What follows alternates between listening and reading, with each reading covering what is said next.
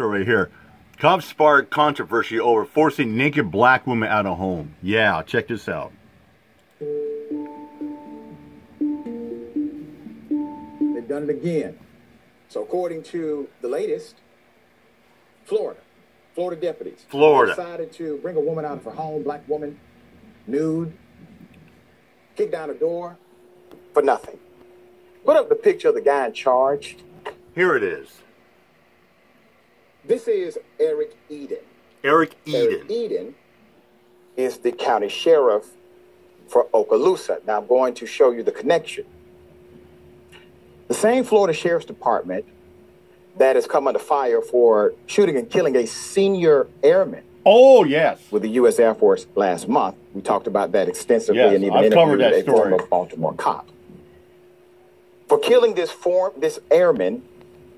Keep in mind, yeah, the same one that was covered, like a cop that killed an airman, because they said that the airman looked at him aggressively, like he was fighting like that. And the fact that the airman was holding a gun. The airman was holding a gun on the ground. And I just watched a story other day on Audit where the cops made a beeline for a guy because the guy gave him a wide open look like he's tensed up. Well, fuck, any day in this day and age, you see a police officer, of course you're going to tense up because you don't know if that officer is going to make a beeline, body slam you down, pull a gun, and threaten to unalive you if you don't comply with their orders in a quickly, timely manner. With the U.S. Air Force last month, that same department has now been sued for twice. Breaking into one home of the same black woman, forcing this woman outside with no clothes on. Well, then they handcuffed her, leaving her standing in front of her home in full view of her two children and everyone else. LaTanya Griffin was not even listed on the warrant served by Okaloosa County Sheriff. And keep in mind, I did a story yesterday about a botch warrant that was served for a home that was not on, that was intended for the people as well. And when I did the story yesterday, the guy they were looking for was already in custody. Yeah. Deputies, when they used a battering ram to break into her home before dawn on 2 occasions. First occasion was in 2019. Another one in 2020. The second in 2020. Rousing her out of her sleep, ordering her at gunpoint to walk out of her home, in the nude, by the way. That's according to the federal lawsuit. The Okaloosa County Sheriff's Office is also the same law enforcement agencies whose deputy fired multiple times at a patrol car containing an unarmed, handcuffed black male. This was November 2023. You ready for this? We covered that as well. I did too. Why did he shoot at an unarmed black man handcuffed in his car? Because he got spooked because an acorn fell on the vehicle. And when the acorn fell, he said it was gunfire. He was allowed to resign. Yeah. When he started shooting hey, hold on. Keep in mind too as well, he mistaken acorn to hit the hood of not the hood of the top of the cruiser, and he thought it was gunfire, and he kept yelling, "Shots fired! Shots fired! Shots fired! I'm hit! I'm hit! I'm hit!" He kept yelling that as well. Yes. The individual handcuffed in the backseat of his cruiser. His supervisor, a female, was on the scene. Yeah. She started shooting too. She started open fire because she felt that her partner did not get hit by a single bullet inside of that vehicle. He was not killed. He was not taken to an ER to resuscitated or nothing. With millions watching, and he said an acorn fell. Yeah. Hey, check this out. Let me bring something a little off point here. That's kind of related a little bit to here. I mean, you know it's so bad when you get cops that mistake fireworks for gunshots? Yeah. One of my co-workers was having a 4th of July display. Brought some neighbors over, having a little like that. And like, yeah, I had like my neighborhood, we're lighting fireworks off like that. He said, yeah, we're lighting fireworks off, good display, nothing, like we're drinking a couple brewskis like that. Cops, he said like 5 cop cars show up, and they're saying like there's gunfire. Like, gunfire? This is the 4th of July. People light fireworks off. How? And like that. So, yeah, it's like I said. Cops are mistaking the stupidest things for gunshots. Yeah, acorn, this and that, fireworks. Yeah. He just patted the man down. The man had no weapons. That's why he was inside of the police cruiser. And how do you shoot when you're handcuffed? Anyway, Griffin's lawsuit is the latest black eye for law enforcement in this community. The Florida Panhandle, that's the area, oversees a population of 212,000 people. The family of Airman Roger Fortson, Santa Rosa, who was killed last month in an incident that's more than questionable. The sheriff has determined it to be unnecessary force, will likely also file a lawsuit after retaining attorney Benjamin Crump. The deputy in that case, Eddie Duran, has been fired. Now, let me tell you the irony of that. So this deputy goes to a door, probably the wrong door, shoots and kills a military official.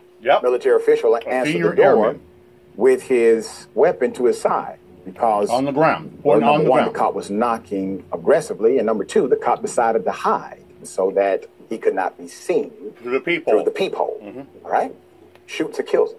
Sheriff says, "We're going to review all the evidence. Justice will prevail." He then finds Then you know what the bitch up was too? Then the cop, they said that the young man looked at him aggressively. And the cop, what is their go-to line? I was feared for my life. I thought he was going to kill me. I was in fear of my safety. And the thing is, you always hear about officers say that is a bunch of crock of bullshit. David, a.k.a. Santa Whole King Transparency, always says about that. Say, you hear cops about it. He always calls it bullshit, and so do I. About officers preaching about officers' safety. Or they use that go-to defense line. I was feared for my life. Fires the deputy, but doesn't arrest him. He fires the deputy for using unnecessary lethal force. A human being is dead that was in service to the nation in an elite military group. And the airman was his constitutional and Second Amendment protected right. There's more. Right to bear arms. In Griffin's case, deputies were searching for a man named Tony Streeter, who was wanted on charges of drug trafficking, firearms offenses, and arson. Streeter had since been convicted and is serving a 30-year sentence, according to the U.S. Department of Justice. It is not clear from the lawsuit or the press release issued by the Department of Justice what Streeter's connection was to Griffin's residence. The only charges she ever faced from the two raids were misdemeanors stemming from the second incident, possession of marijuana, all right? But those charges have now been completely dismissed. Online court records show the only other brushes with law enforcement Griffin has had in the past was over traffic tickets and an eviction violation, which were civil matters, not primarily. matters. So Griffin's lawsuit names the county sheriff, Eric Aiden, and a now retired deputy named Grady Carpenter. Who oversaw, one investigator oversaw both of those raids. Spokesperson for the sheriff's office stated that the sheriff was not the sheriff during those incidents and therefore unable to comment. That's really interesting. Yeah, it really is. What if CEOs took that position in corporate America? But he got nothing to say about it. I wasn't the CEO. He said, I wasn't there at the time that raid happened. But so if they've done something that's completely corrupt and illegal, there's nothing I can do about that. It's not my fault. What you expect me to do about it? There's more. The attorney representing Griffin told the local news that he is being sued in his official capacity. So it says, quote, to know an individual is unclothed or totally naked, not once, but twice. And then you just kind of bring them out of their dwelling into a public area of people to have access people can to just their see parents. That for all to see. It's just unspeakable. You know why you don't hear about this a whole lot? We do report on it when it does happen, but it doesn't happen often because typically officers will actually allow someone to grab something before effecting an arrest. These officers decided most of the time when like when officers raid a person's home or they go enter like that, more times when they're naked, usually the officer would tell them to do, put some clothes on or get dressed. Before effecting arrest or bringing them out on the raid. Not to follow that simple courtesy. Yeah. Not once, but twice. Twice. To the same person, same address, same style of raid. All right, so the lawsuit states in the first incident that took place August 29th, 2019, and the second incident, which took place May 28th, 2020. Deputies used battering rams in both incidents. Both. Rousing her from asleep, ordering her outside naked, the whole nine. Okay? So she's forced outside. She was forced to stand in front of multiple cops, including local, state, and federal officers. It was a task force for a substantial amount of time in front of her 14-year-old son and 6-year-old daughter, including everyone else. The seizing Okaloosa Sheriff's deputies eventually placed a tank top T-shirt over the plaintiff's head, providing partial covering, but not an area concealment genitalia, of her genitalia. The they decided not to cover area, that up at all. The beaver area. The lawsuit states Griffin is seeking damages of more than $1 million. I hope she gets every penny. Fuck yeah, she's asking for. Now, this department, she should get it all. Has not engaged in an isolated incident. We have now a tapestry of dysfunction. Yeah. And I would conclude especially this with is stupid part of botch raids. Well, a cultural issue inside of the department. Yeah, and especially you got these botch raids that the department doesn't do their follow-up or they don't do the due diligence. So who ends up suffering? The people in the community, the civilians, the innocent people. And you got cops that want to sit there and say, oh, well, like they have the attitude, oh, well, it is what it is. Fuck that. They need to be held responsible. It's called accountability and transparency. And it doesn't matter what the policy says. Yeah. Because, as I say often, culture eats policy alive every day of the week. Sure does. All right, Jackson, this is a hell of a thing and a hell of a department.